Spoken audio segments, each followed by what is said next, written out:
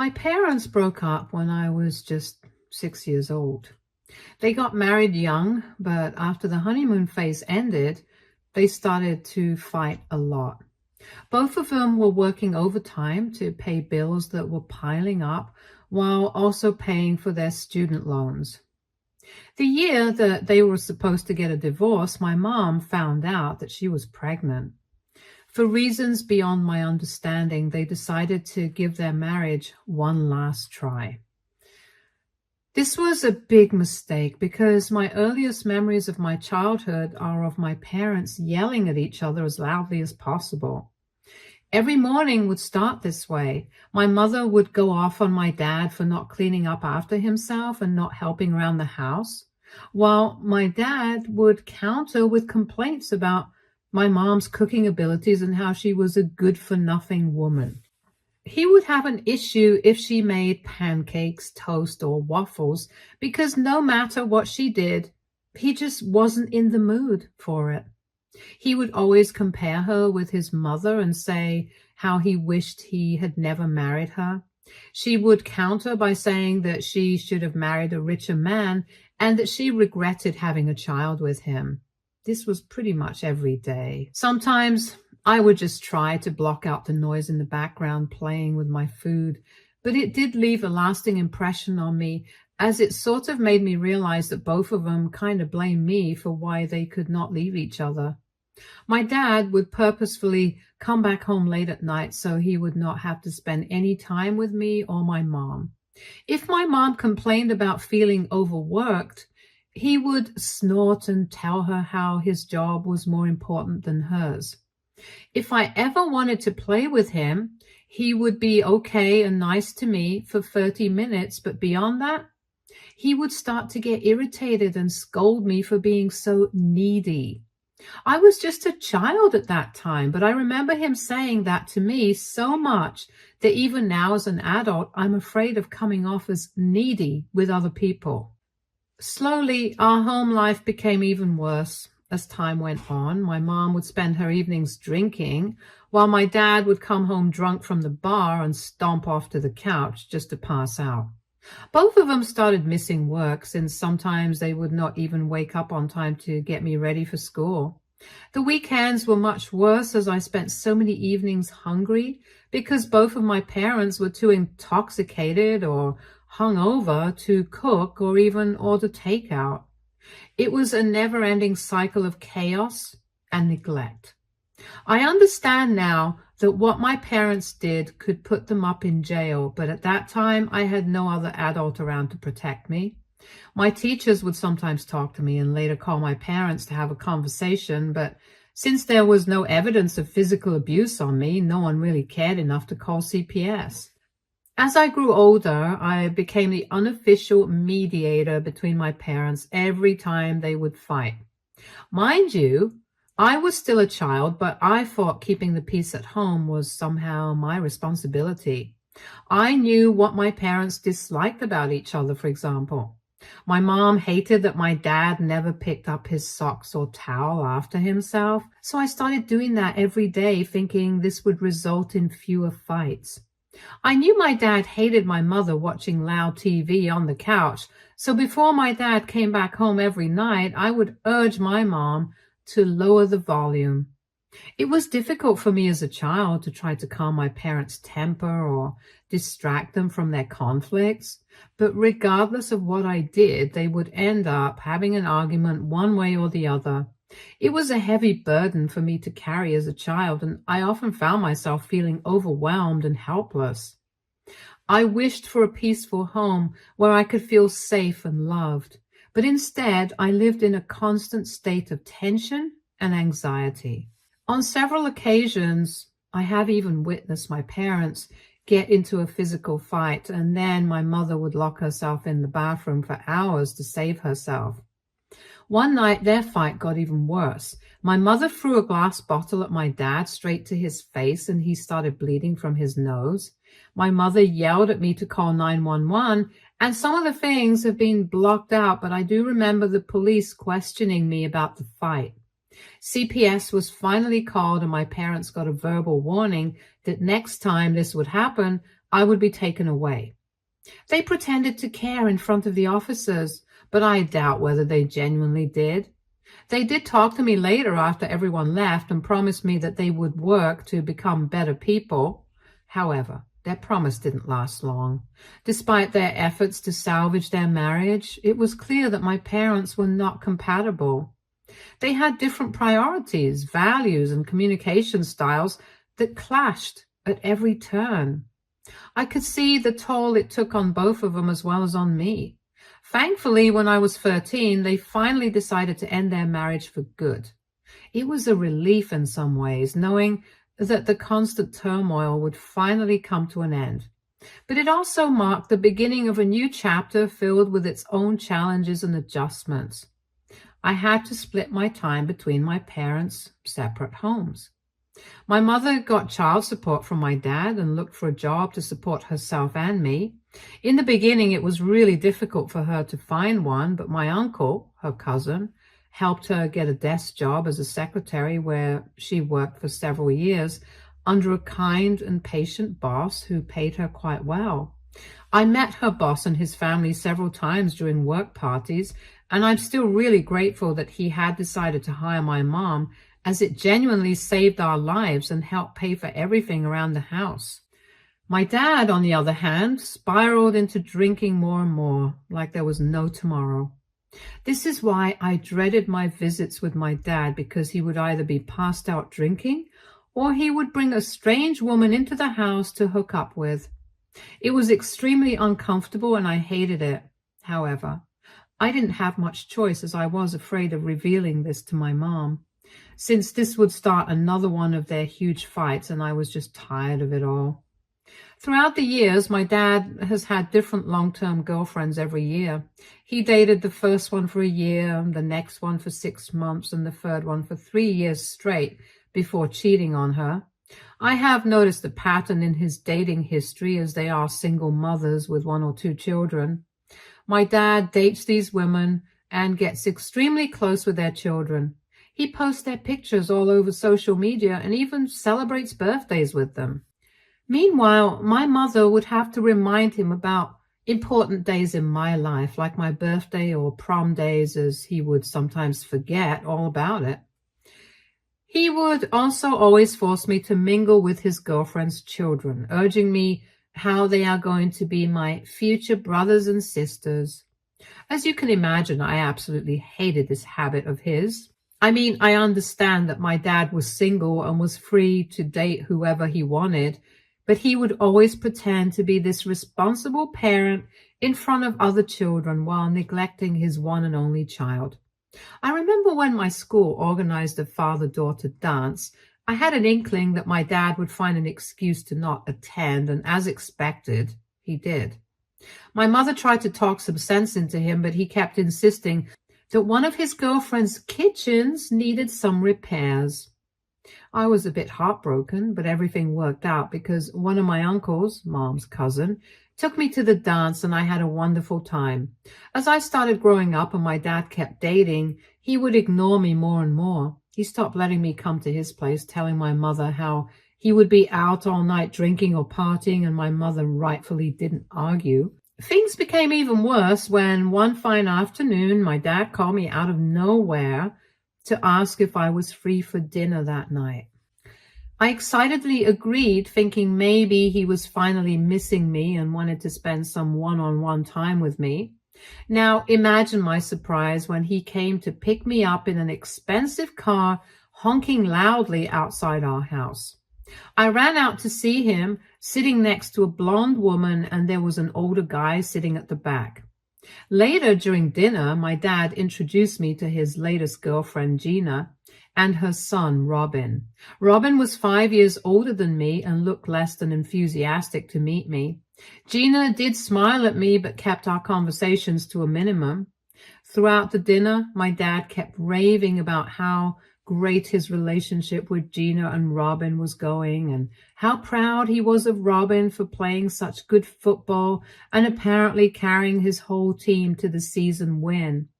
At one point, Robin even gave a toast to my dad, saying that he had never seen his mother happier with any other man. Clearly, my dad and Gina were in love, all blushing and were all over each other. Hence, I was not surprised when a few months later, my dad told me that he was getting married to her. He invited me and my mom as guests, and we were happy to be there until I noticed that Robin was my dad's groomsman. My dad and he were laughing side by side, chatting like two best friends. I felt this weird sense of jealousy and anger, and I guess my mother must have noticed my expression because she gave me a hug.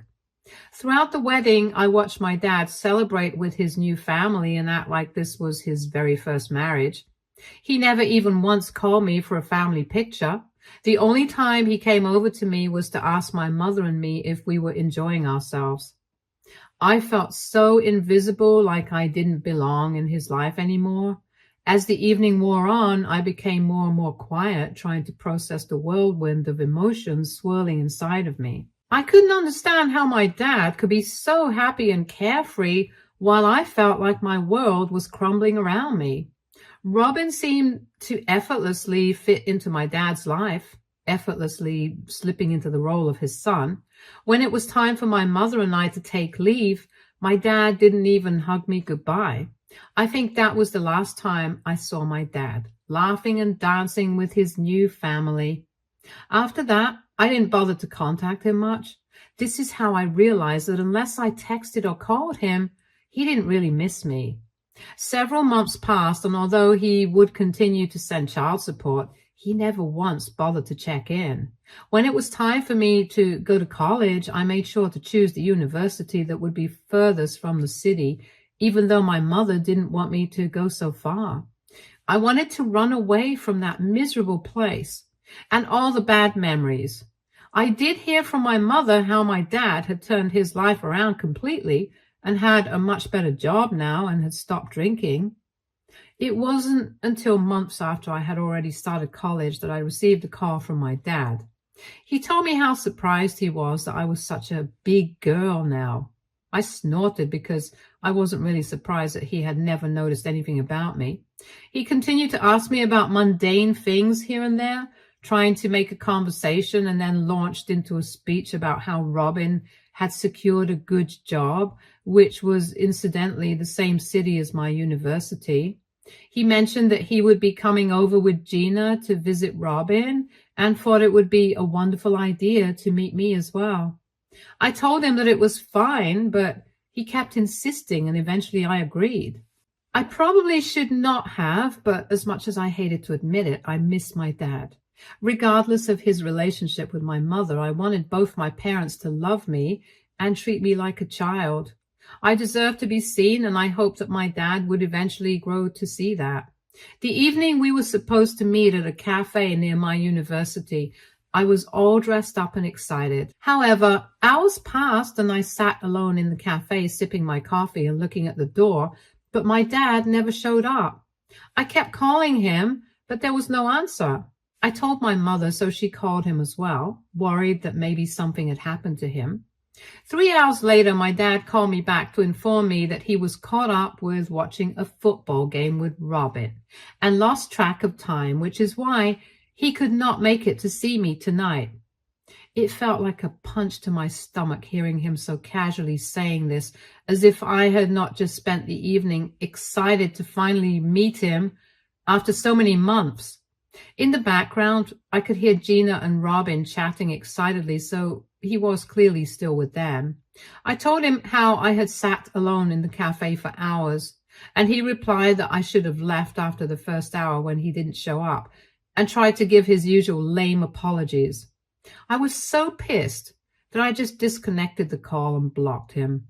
He must have called my mother, but she supported my decision, telling him how he had clearly failed as being a father to me. I cried a lot that night, but the next morning I felt both guilty and sad about what had happened.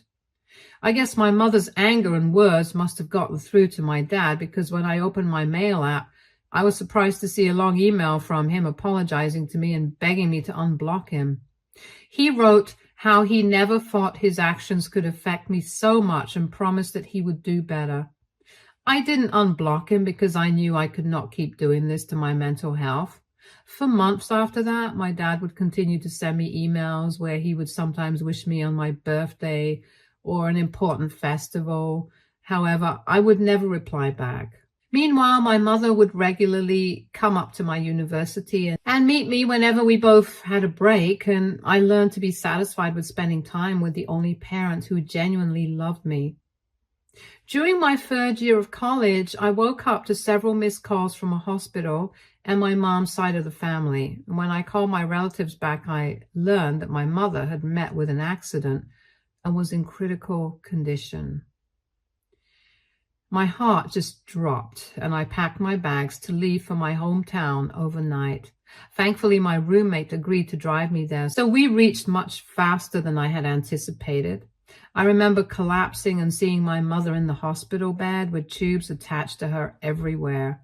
I remember the doctors trying to talk to me, but I could not process anything. My mother had apparently slipped into a coma, and there wasn't much that could be done. 3 days later, she passed away, and the doctors told me that she didn't suffer much. I don't remember much about those days because they are all so blurry. I do remember seeing my dad and just collapsing into his arms while crying. At that moment, I didn't care about my anger for him and was just grateful that I had someone's shoulders to cry on. Surprisingly, my dad took charge and made sure my mother had a wonderful funeral. Robin and Gina tried their best to be there for me, the best that they could. Mom's relatives would regularly show up with cooked meals, ensuring that I was eating every day. I would just lie in bed, unable to move or eat or sleep. I don't know how I survived those days, but looking back, somehow I did. When it came to reading my mother's will, she had made sure that everything she owned, like the house and her car, which were all paid for, would all be going to me. Her savings account fund was enough for me to finish college without worrying about taking any loans. My dad also agreed to pay for any additional costs if needed, so I had nothing to worry about. I didn't want to sell the house at that time, so I agreed to give it out for rent to a nice couple, and it became a source of income for me. I decided to keep the car for myself as it could help me get to and from my part-time job. Eventually, I went back to my university as I was missing out on a lot of classes. My dad would regularly call and message me to ensure that I was doing okay. It was so hard for me to go on living without my mother, and suddenly everything around me felt hollow. My classmates helped me get back on track with my assignments, and my university professors were quite understanding for the most part. During this time, I did get to know Gina and Robin much better, as they would come with my dad to visit me during the weekends.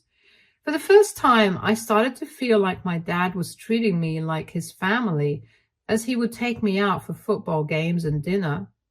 In the beginning, I never really noticed anything negative about Gina, but as time passed on and I started to spend more time around her and her dad, I noticed how she could be a teeny bit judgmental and dramatic. She would argue with my dad like a teen and get angry if he didn't do something exactly like she wanted. For example, if we were coming back from a game and she wanted pizza while we all wanted burgers, she would sit in the driveway pouting and refuse to come inside the house until my dad would agree to order pizza. If my dad refused or complained about how much money she was spending on nails and hair, which was thousands of dollars, by the way, she would threaten to divorce him. She would also comment on other girls' dressing choices, casually saying derogatory terms. It really bothered me because as a young woman myself, I didn't want to judge or put down any other women for their outfits. Then she would turn around and tell me how she was the popular girl in her high school and how girls these days couldn't compare to her peak self. It was so cringy that I would have to bite my tongue to not reply with anything rude and would just simply nod. When Robin got a girlfriend, Gina got even nastier. If I was ever invited to any family dinner where Robin was also bringing his girlfriend, Gina would constantly ask rude and uncomfortable questions to the poor girl, like how many men she has slept with and if she is using a condom, because according to Gina, women are out to baby trap her son. Robin would just be uncomfortable throughout this, and if he ever confronted his mother later about this cringy behavior, she would burst into tears and complain to my dad how she only meant well and she's only looking out for her baby son, but he doesn't care. This is pretty much how I knew that Gina was someone I needed to avoid as much as possible without my dad finding out. Whenever he would come to visit me, I would ask him if he and I could spend some time alone. And at first he would agree, but Gina would constantly call him and disturb our time. Later, I found out that she was tracking his phone through Find My Phone and would call to check up to see if he was really with me or with some other woman. A year passed, and when my mom's death anniversary arrived, I was a wreck. My dad and I had decided to spend the whole day together so we could visit her grave and then later go out for lunch. I was quite clear to him that it was a very vulnerable day and I did not want to spend time with anyone else. However, despite my wish, he showed up with Gina, who looked like she was out on a fun road trip. She was constantly munching on chips or playing music. At one point, when I was silently crying because I was missing my mom while going through her photos on my phone, Gina asked me why I was still crying for my mother when it had already been a year since she had passed away. She emphasized the word year as if it was just ridiculous of me to still miss my own mother. This really pissed me off, but I did not want to say anything, hoping that my dad would stand up for me. Sadly, he didn't react at all.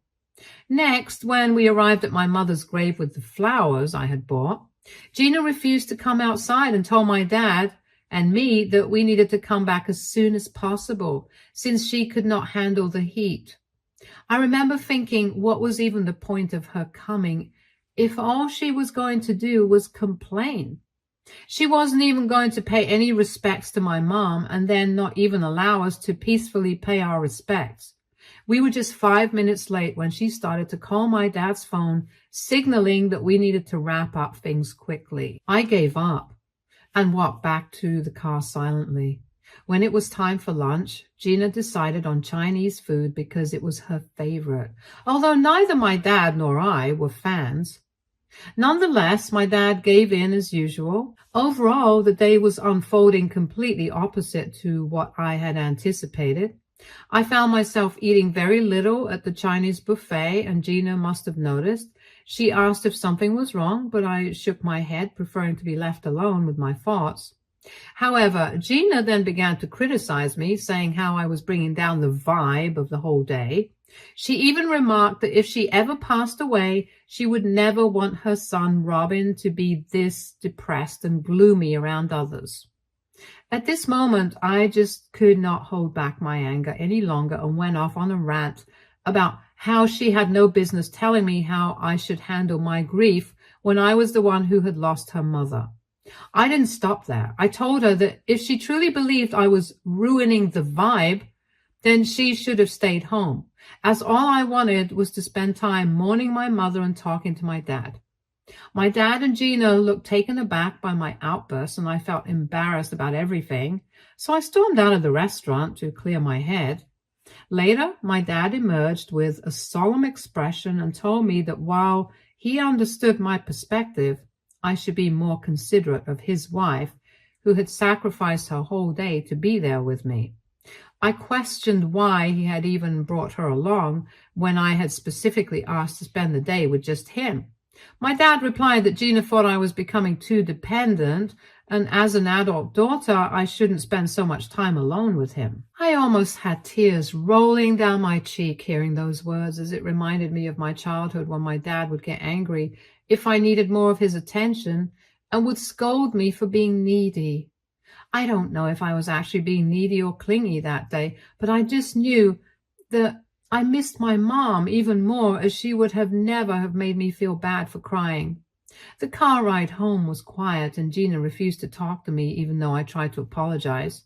Dad told me several days after that incident about how Gina was still pissed at me for my behavior.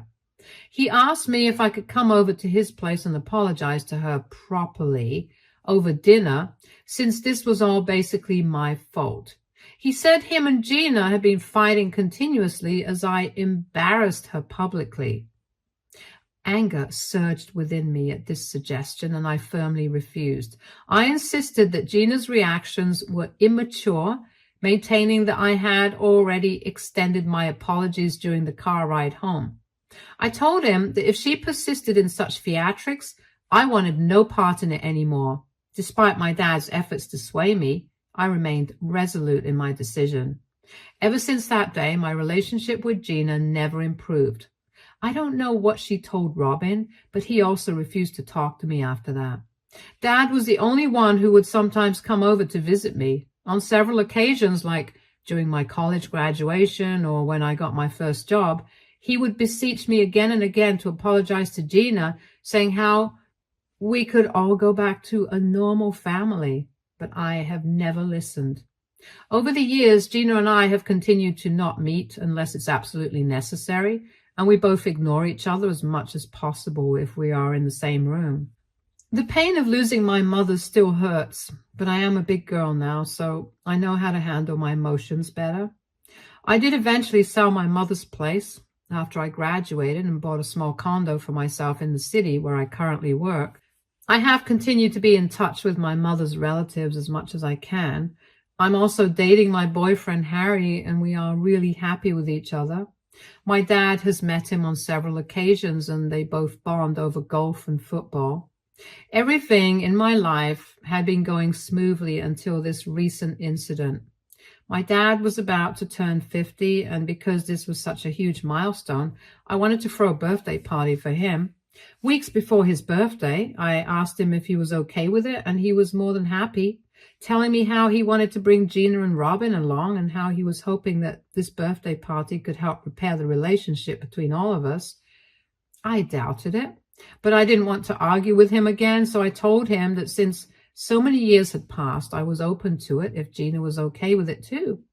I organized and paid for everything for my dad's party at an expensive restaurant, so all my dad and his family had to do was just show up in their best attire. That evening, me and Harry were the first ones to reach the venue, while my dad, Gina, and Robin reached an hour later. I did call my dad several times, but he did not pick up, so I already knew that something was up. As my dad walked in, I immediately noticed that he had been drinking, as he could not walk straight without Robin's help. My dad gave me a huge smile and hugged me. Gina didn't even acknowledge me and went straight up to hug my boyfriend, who looked at her uncomfortably. Robin gave me a head nod and helped my dad sit down at the table. I questioned them as to what had happened, and Robin told me that my dad had decided to pre-booze before coming, as he wanted to start his birthday pretty early. I shook my head because I had grown up watching my dad get drunk every night and knew how embarrassing he could be. Gina laughed, seeing my expression, and said loudly that I should just learn to chill and that my dad was just having fun. My eyes narrowed upon hearing her words because this was quite an expensive restaurant, and if my dad started to behave embarrassingly, as he usually does when he gets drunk, then we could all be banned from this place for life. When the waiter came over with our main courses, my dad seemed completely out of it and could not even hold his fork straight. Harry and I just tried to focus on our food while Gina and Robin kept laughing and pointing at my dad. When wine was served, my dad kept drinking, which was getting him even more drunk, even though I kept telling him to stop. Suddenly, my dad got up from the chair and loudly told us that he wanted to make a toast. Begrudgingly, I picked up my glass as he started to say how grateful he was to be turning 50 with his wonderful family and how lucky he felt to have Gina and Robin in his life. My heart sank as he continued to say that the best decision in his life was divorcing his previous wife, my mother, as that woman drove him crazy. Gina giggled hearing this while I looked at him furiously. He continued to say that meeting Gina and marrying her saved his life because before them, his life was empty. All this while Gina and Robin kept smiling and cheering him on as if this was something acceptable to even say in front of me. As if this wasn't enough, my dad then turned his attention to me, his words slurring together as he continued to say that his biggest mistake in life was marrying my mother, as he got stuck with her for all those years when she got pregnant with me. He then laughed and joked loudly if I could leave him tonight to celebrate his birthday with his real family, as he wanted his next chapter in life to have no room for past mistakes. Hearing this, Robin and Gina started laughing loudly as if it was the funniest joke. I took a deep breath and knew that I could not handle this any longer. With a heavy heart and trembling hands, I called for the waiter and asked them to call for security guards. The waiter did not even hesitate, as my dad's loud words could be heard around the room, and within minutes 2 security guards appeared at our table, their presence causing a stir among the other diners. "Sorry, sir, but we're going to have to ask you to leave," one of the guards said firmly, gesturing towards the exit. My dad's face turned red with embarrassment as he realized what was happening. He sputtered in protest, asking me to stop them, but I stood my ground, my eyes locked with his. Gina started screaming that I was embarrassing my dad in front of everyone and that he was just having some fun on his birthday. I didn't care, and neither did the security guards, so reluctantly my dad was escorted out along with Robin and Gina, who kept screaming at me furiously. Later, I was overcome with emotions and apologized to all the diners as well as the staff. After dinner, I left them with a hefty tip also. Since that dinner, I have been bombarded with text messages from Gina and Robin, calling me every name in the book and saying how I ruined the vibe, and that I should have just left if I didn't want to feel embarrassed by my dad's behavior. My dad has tried to contact me several times, but I have refused to pick up. Hence, I am on Reddit to ask if AITA for kicking my dad out after he said all those hurtful things to my face. Update 1. Wow, how has this post blown up in just a matter of a few hours? Okay, I get it, guys. I was right in kicking my dad out. I did not expect hundreds of commentators to support me. Although I do appreciate that all of you support my decision, I still don't want any of you to write extra mean things about my dad. Regardless of how shitty he is still my dad, and I just came to Reddit to understand if my actions were right or wrong, and I can see that I have got my answer for now. Update 2. It's been several weeks since my last update, and for those wondering, my dad has not contacted me any further. Gina and Robin have also stopped sending me messages. It was only today that I found out that my post had gone viral and Robin might have recognized my story, so he sent my post link to my dad.